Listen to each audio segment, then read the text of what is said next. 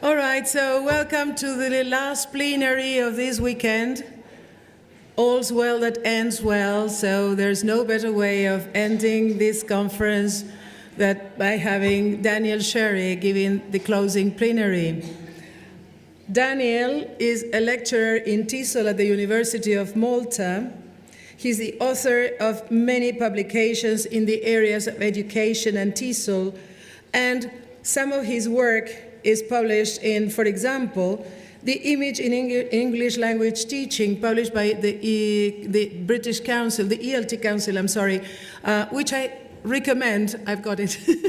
And it's a very interesting and useful book.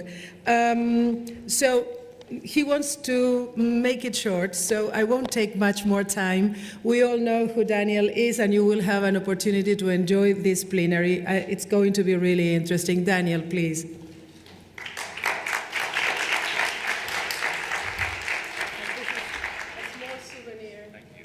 Salamanca.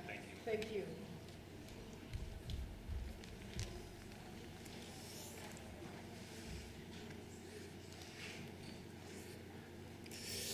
Good afternoon. Thank you, Annie. Thank you, Gerard, and the rest of the committee of TESOL-SPAIN. I'm very happy to be here and to be talking at this conference. The first time I attended this conference was actually 8 years ago in Bilbao. And I realized what an excellent conference it was, and I've always been looking forward to actually attend again, but I've never found the opportunity to do so. So I'm very happy that I was invited to be here with you and to talk about what I consider to be an important topic, the multicultural classroom. As you can see on the slide, I've chosen a bit of a strange image to accompany what I consider to be a very beautiful phenomenon, the idea that we live in a multicultural society and that we actually teach multicultural classrooms, or at least those of us who are lucky enough to do so. Perhaps could you take a few seconds to think about what this image has to do with multiculturalism? And tell your partner.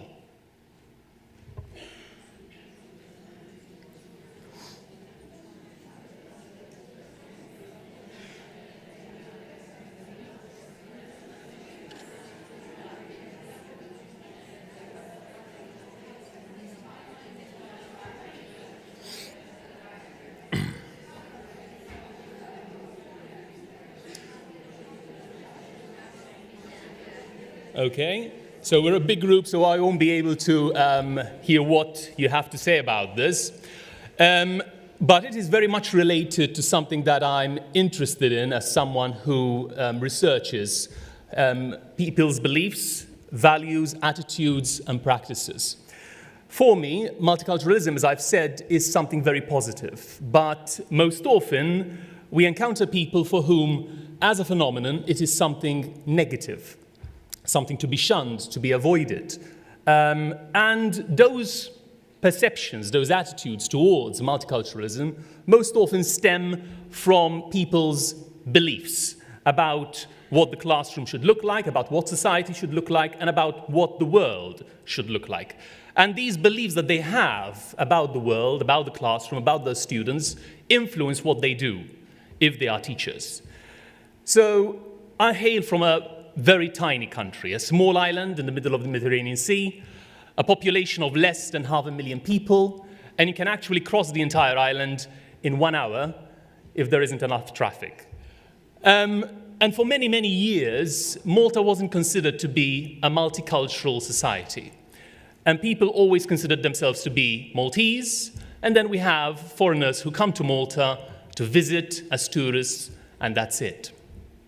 If you're a teacher of English, you're used to teaching Maltese students in your primary and secondary school, and the students you teach are people who are largely Maltese. But then, a few years ago, I started hearing from colleagues teaching in the primary school sector that things were changing. There was this new phenomenon where they were having more and more students from different parts of the world. And I became interested to know more about this, and especially about the teachers' experiences of this particular phenomenon.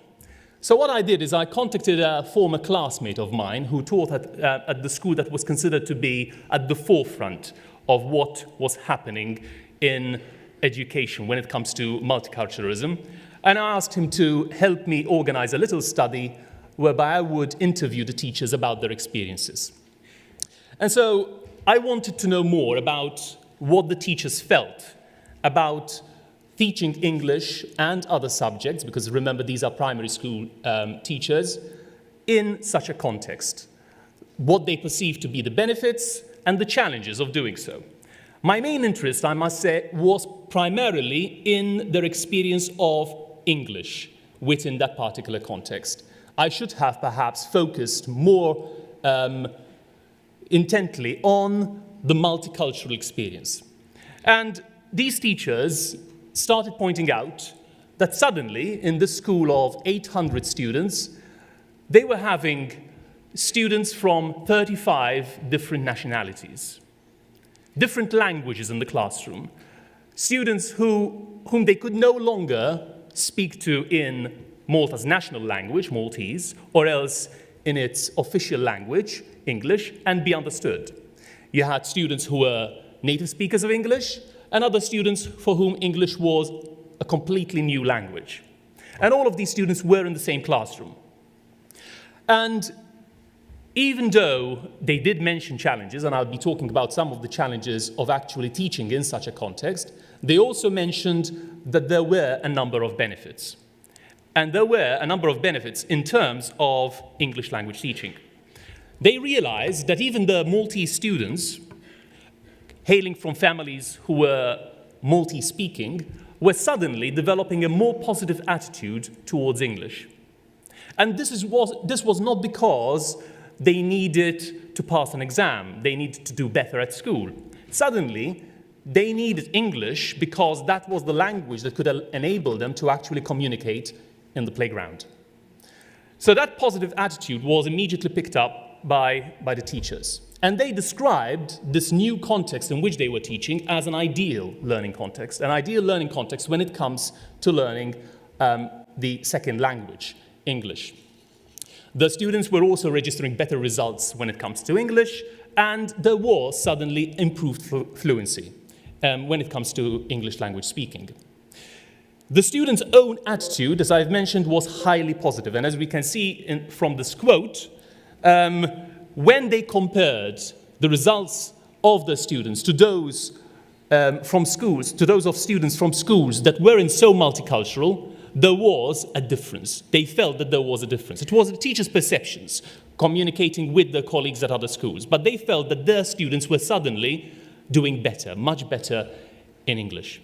And as I've mentioned, there were also challenges, and these were some of the challenges that the teachers identified. The first one, which I've already referred to, is the fact that they were faced with a mixed ability classroom, students of varying levels all coming together in one classroom, and the teachers sometimes having to resort to such techniques as translation of the textbooks, sometimes written in Maltese, into English in order for them to be able to communicate with all these different nationalities in the classroom. What they also saw was that there was a lack of support from the school itself and from home. And sometimes this was not the parents' fault, because some of these parents didn't have any English as well, or they didn't have the necessary proficiency to help their own children with the task that they were set for homework. Moreover, there was the issue of large classes, and another important issue which they felt was very, very important for them was the inadequate training that they had been provided with. So these teachers had gone through a teacher education course at university, but no one had told them about the context in which they will eventually be teaching in. No one had told them about what is needed to teach in a multicultural classroom. And they weren't given any form of support in terms of continuing professional development by the educational authorities. Here we have a quote by one of the teachers that I interviewed, who talks about taking these students, some of them with no knowledge of English, and suddenly throwing them into deep end, but they managed not to drown. And they didn't drown because they were also receiving a lot of support from their own classmates. And what happened in this particular school, which was, I think, phenomenal, was the fact that the teachers weren't receiving support from the authorities, from the people who were responsible for training them and mentoring them, but then they helped one another. They helped one another with the resources, with the necessary support. When a new teacher was employed, they actually mentored them in order to be able to address the challenges of teaching in that particular context. The majority of them relied on their experience of teaching in that context in order for them to actually help address the needs of the students.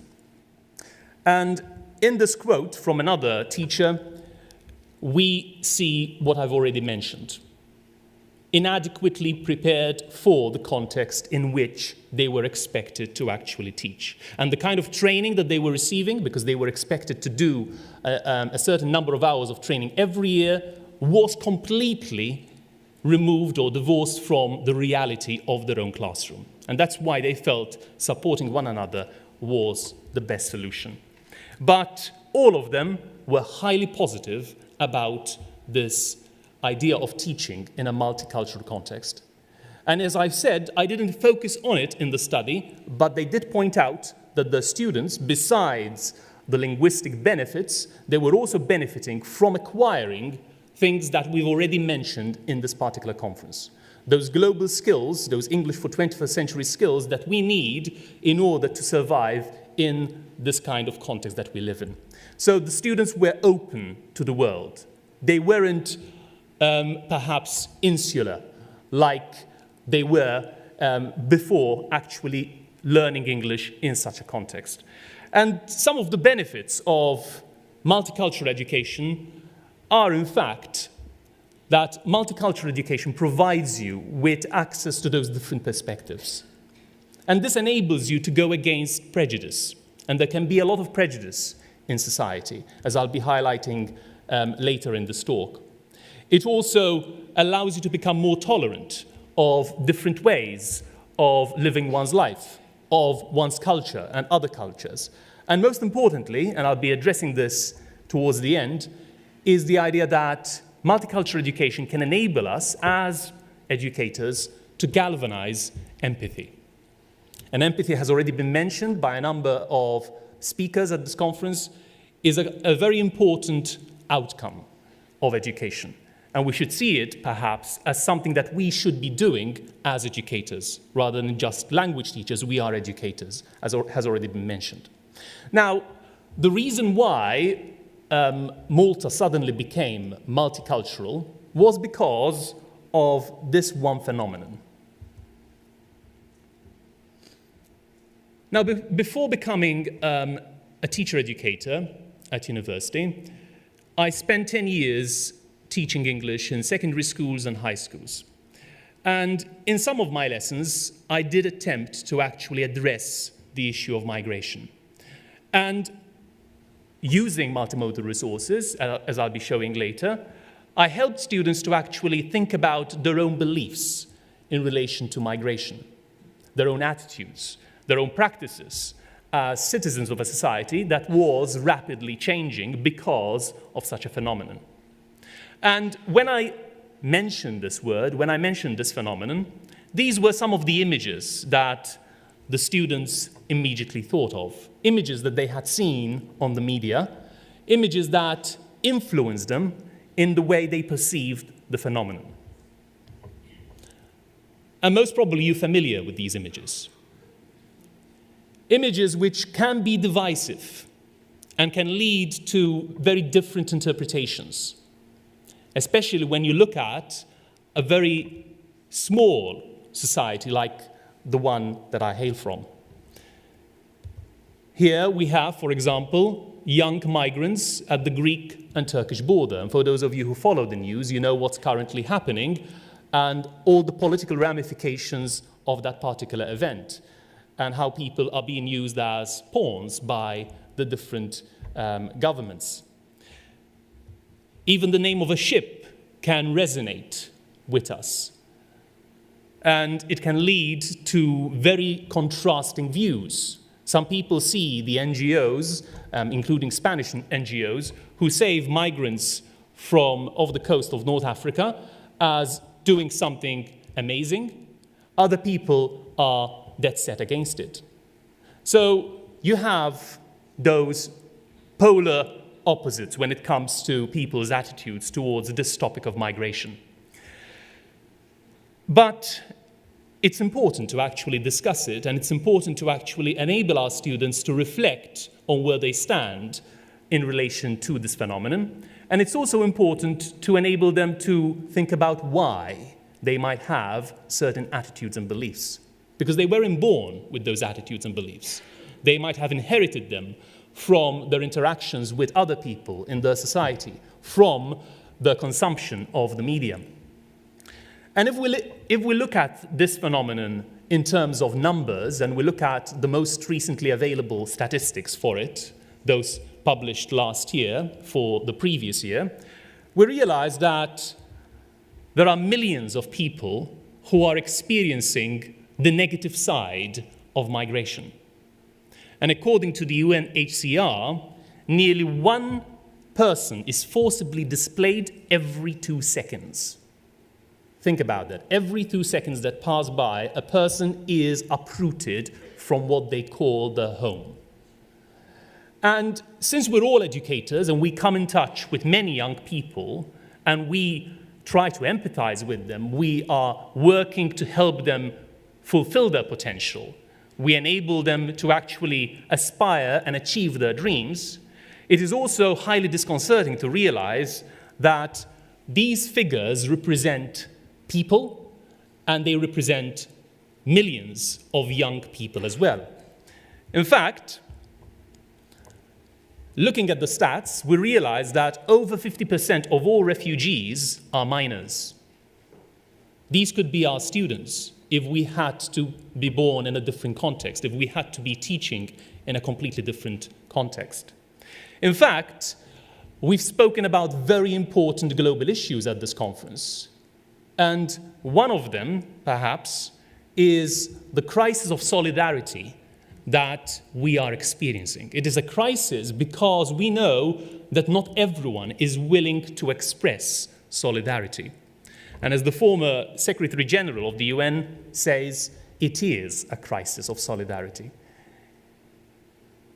There are people in our societies, perhaps in our schools, who are not willing to extend the same kind of solidarity that we might be willing to extend to people who are experiencing this particular phenomenon.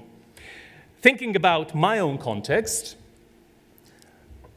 when it comes to migrants from North Africa, who are usually the most visible in terms of them being migrants because of how they arrive in the country, there have been many who have actually reached Malta. But another figure which the Maltese population sometimes ignores is the fact that very few of them stay in the country. And despite the fact that my own society is most often described as being tolerant and we welcome people from other countries, at the same time, we are also a country that perhaps in many ways avoids this issue or tries to avoid dealing with the needs of these people. In fact, you get to see things like this. Racism on the walls. And that quote at the bottom of the image is a quote from a play called Lampedusa by Anders Lustgarten. Some of you might have watched it being performed. And it talks about the experiences of migrants and the horrors that they face. But it also talks about the prejudice of the people who make them feel unwelcome. Make them feel unwelcome not because of economic issues only, but most often because they refuse to understand where these people are coming from not in the literal sense, but in the metaphoric sense. There's a willful misunderstanding, as he says, when it comes to migration. And At the same time, in this particular context, which might resonate with other contexts that you're familiar with, we also have an economic boom. An economic boom that has resulted in massive development and increased wealth for the population. Now, as you know, when you have an economic boom and you have a very small population, you need to rely on the very phenomenon that you might feel negative towards. You rely on migration. So economic migrants over the past few years have increased exponentially. In this article from 2018, it mentions 43,000 foreign workers, but that figure has actually increased even further. And there are people coming to the island from all parts of the world looking for work. There's plenty of work, there's plenty of money to be made, but at the same time, the people who are benefiting from that all sometimes are also reluctant to appreciate the contribution made by migrants. And you even have negative sentiments like this one expressed by the opposition leader, the current opposition leader. And you have rhetoric being used that is prejudiced, negative, and in many cases, even racist. And sometimes people in the media forget that the rhetoric you use, when you use words like flooded, invaded, influx, all of those words lead to certain attitudes on behalf of who is consuming the products of the media. In fact, in a study conducted in 2013, they analyzed collocations with the word migrant and immigrant, and they realized that many words are actually negative. They have negative connotations. So when they examine the collocations of the words with migrant and migration, they realize that there is a lot of negativity being expressed in the media itself. So the discourse that our young people, my former students, were being exposed to was, in some cases, highly negative. And that very discourse helped to shape their beliefs, their attitudes, and their practices as young people and citizens of a society that was benefiting from migration. And when people actually engage in such negative beliefs and practices, what they sometimes fail to realize is that they might know migrants in their own family. They might know migrants in their own population. Here I'm going to show you a picture from 1948. This picture was taken in Sydney, at the harbour. And these people are migrants, and they also happen to be Maltese migrants. So what's ironic and perhaps a bit paradoxical here is that in certain societies, here in Europe and elsewhere, the very people who have benefited from migration sometimes express very negative sentiments in relation to migration. I've seen this in my own country. I see it even now with some of the sentiments expressed in relation to the coronavirus. And it worries me because we teach young people and we know that they are highly susceptible to the kind of language that we use when we talk about migrants. And I want to remind you of the benefits of multicultural education. The benefits are varied, but empathy is for me one of the most important ones. Because multicultural education can put us in touch with the very people that we might see as the other. Those people become our friends, they become our classmates, they become our colleagues. And then we realize that they are not some kind of stranger, some kind of number. They are actually people that we can relate to. So empathy, I feel, is one of the most important competences that we can develop as English language teachers. Not just teaching structures and tenses, but perhaps helping our learners to develop something which makes them better human beings. And when we look at what empathy is capable of doing, it enables us to become better at appreciating the different perspectives and the different circumstances and the different experiences that people have.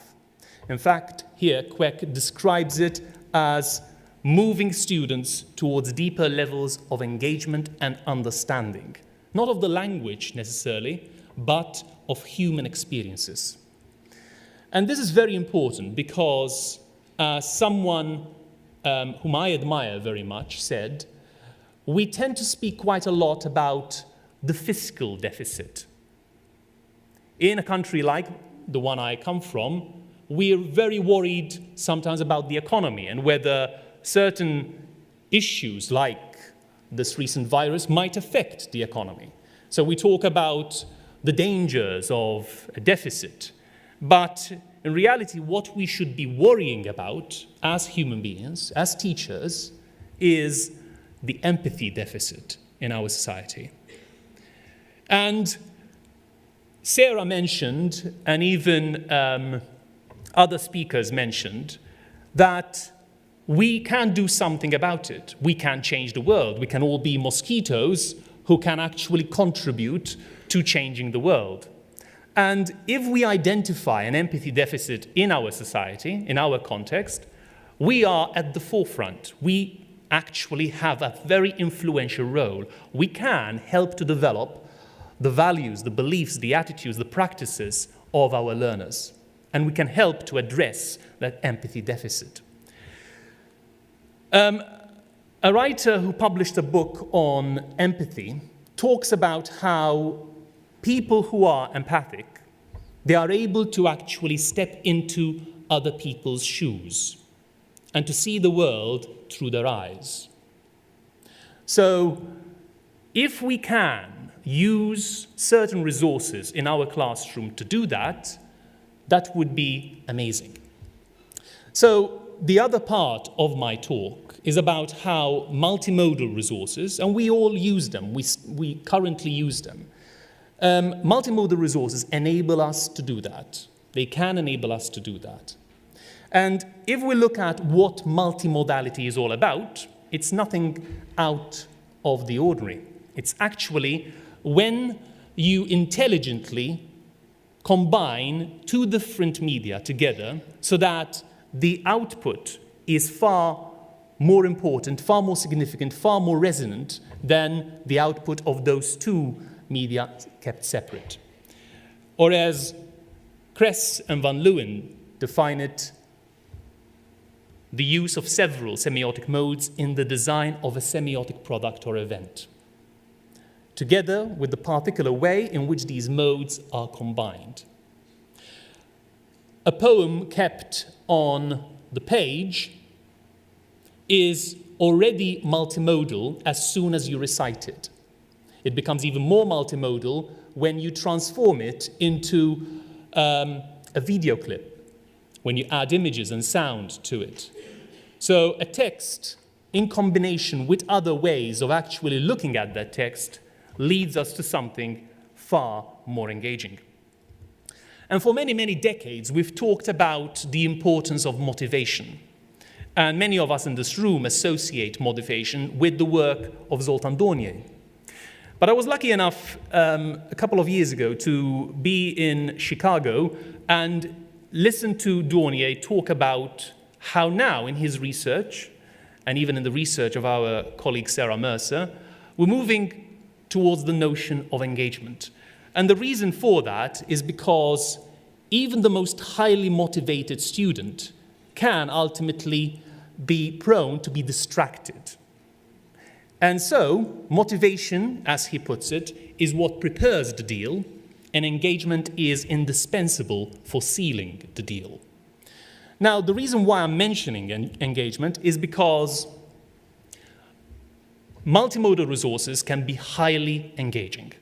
And as I've seen in some of the sessions at this conference and at other conferences, we do devote quite a lot of attention to them in our work as language teachers because we realize that we can help to engage our learners with the language, the target language that we are enabling them to learn.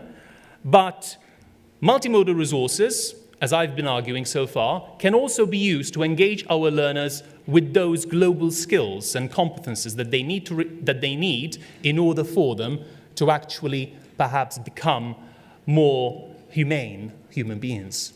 People who can address the empathy deficit and do something about the solidarity crisis. Here we have an image. And could you perhaps turn to your partner and tell them what this image suggests to you? How would you interpret it?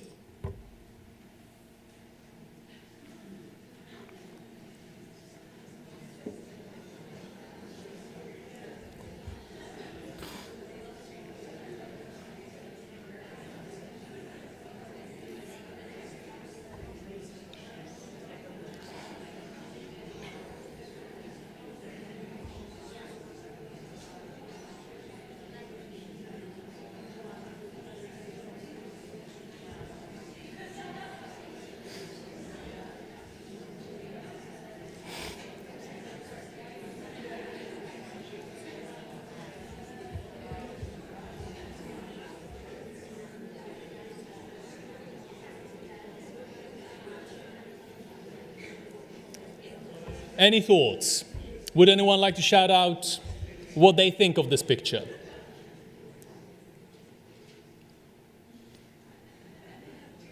How would you describe it? If you were describing it, what do you see? A piece of meat? Okay. And she's enjoying it, okay. Yes, definitely.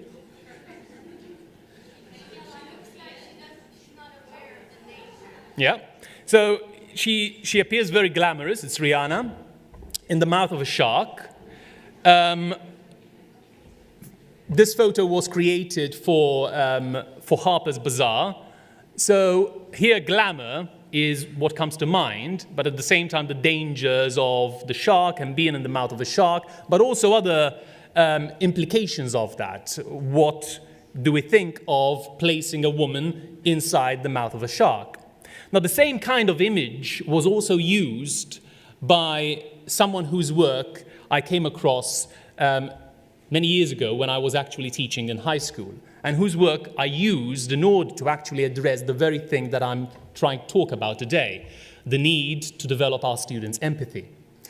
And this person, her name is Xerri, is a poet. She's a Somali British poet. And she wrote a number of poems about the issue of migration. And one of them was inspired by her experience of meeting migrants at the abandoned Somali embassy in Rome, talking to them, interviewing them, and realizing what leaving one's home actually means, and how frightening, how horrible, how tragic, how traumatic that experience actually is. So the image here has a very different meaning from the image in this line.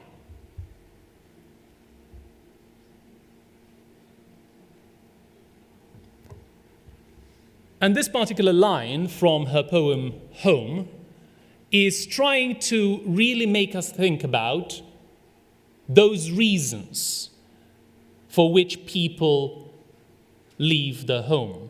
We talked about how many millions of people have been displaced, forcibly displaced from their homes. How many young people end up going to Europe, sometimes without an adult accompanying them. And we've also mentioned that we, as the privileged people, we sometimes willfully misunderstand why all of this happens.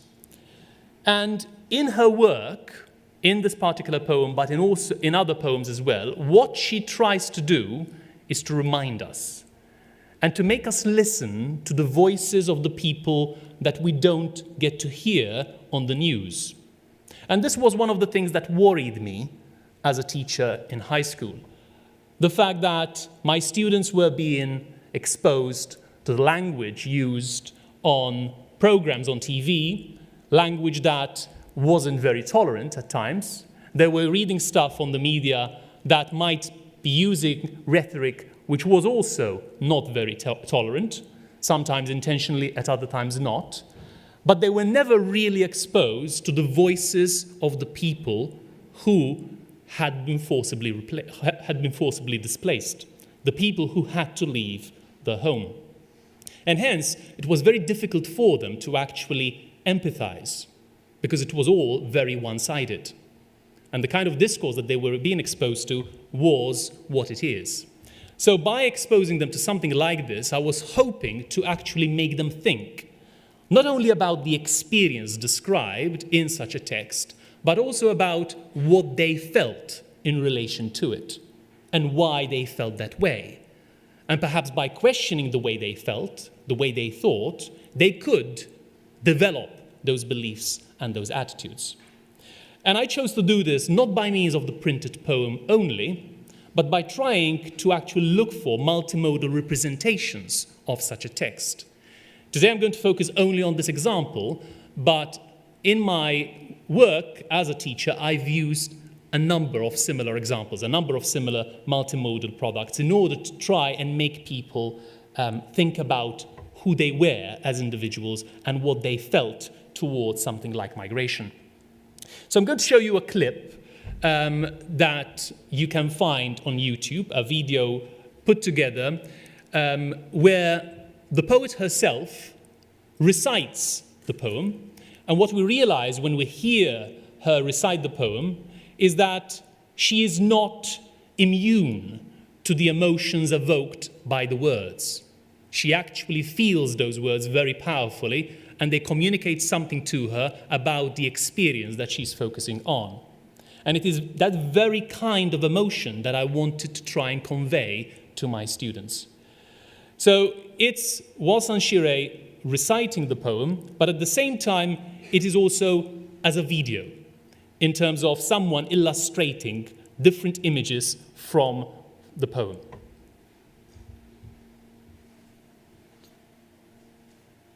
Home. No one leaves home unless home is the mouth of a shark. You only run for the border when you see the whole city running as well. Your neighbors running faster than you, breath bloody in their throats. And the boy you went to school with who kissed you dizzy behind the old tin factory is holding a gun bigger than his body. You only leave home when home won't let you stay. No one leaves home unless home chases you. Fire under feet, hot blood in your belly. And even then, you carry the anthem under your breath, only tearing up your passport in airport toilets, sobbing as each mouthful of paper made it clear that you would not be going back. You have to understand, and no one would put their children in a boat unless the sea is safer than the land. No one burns their palms under trains, beneath carriages. No one spends days and nights in the gallbladder of a truck feeding on newspaper unless the miles traveled mean something more than journey. No one crawls under fences, wants to be beaten, wants to be pitied. No one chooses refugee camps or strip searches where your body is left aching, or prison because prison is safer than a city of fire, and one prison guard in the night is safer than 14 men who look like your father. No one could take it, could stomach it. No one's skin would be tough enough. The go home blacks, refugees, dirty immigrants, asylum seekers, sucking our country dry, niggers with their hands out. They smell strange, savage, messed up their own country, and now they want to mess up ours. How do the words, the dirty looks, roll off your back? And maybe it's because the blow is softer than a limb torn off, or the words are more tender than 14 men between your legs, or the insults are easier to swallow than rubble, than bone, than your child's body in pieces. I want to go home, but home is the mouth of a shark. Home is the barrel of a gun, and no one would leave home unless home chased you to the shore, unless home told you to quicken your legs.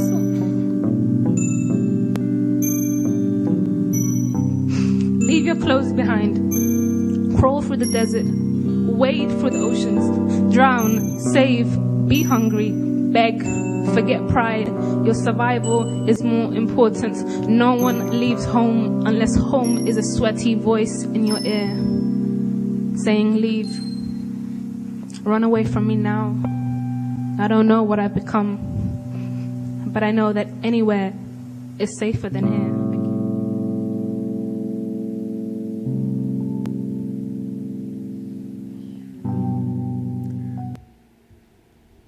Powerful, isn't it? Yeah. And powerful not only because of the emotion that is being expressed, but also because it makes us realize that we can do something about this as well. All of our students can do something. It is also our responsibility as human beings to do something. So what I'm trying to do here is to show that such multimodal resources can take us beyond merely language learning, can really make us step into the role of educators who are addressing those global skills that we've mentioned at this conference, enable us to actually try and develop the empathy of our learners and make them see that they can actually change the world as well. These multimodal resources are engaging, they enrich meaning-making, especially if the students themselves play the role not merely of consumers, but of producers, where their creativity is harnessed by enabling them to create such a video in the first place, put together the crafted integration of different media in order to interpret a text and in order to interpret a linguistic artifact. They also enable the students to activate their voice, not give them a voice, they already have a voice, but it is a means by which they can activate that voice and express it. So if we're using texts in the classroom and we then show them how those texts can become multimodal products and enable them to step into the role of people who create those multimodal products, that voice can be loud and clear. And since they're doing that, since we're not merely expecting them to listen or to watch, but we're expecting them to create, to produce, then this maximizes their own creativity. And finally, perhaps most importantly, it helps them to go against the discourse that they might be constantly inundated with in the society in which they live. Discourse which might be bigoted, racist, and which might be continuing to contribute to that crisis of solidarity I referred to earlier. As I've shown in this particular talk, the emphasis is not just on English language teaching, but English language teaching serving a more noble purpose. The purpose of actually enabling our learners to develop their empathy, to develop their own solidarity with others, and so many other important competences and skills.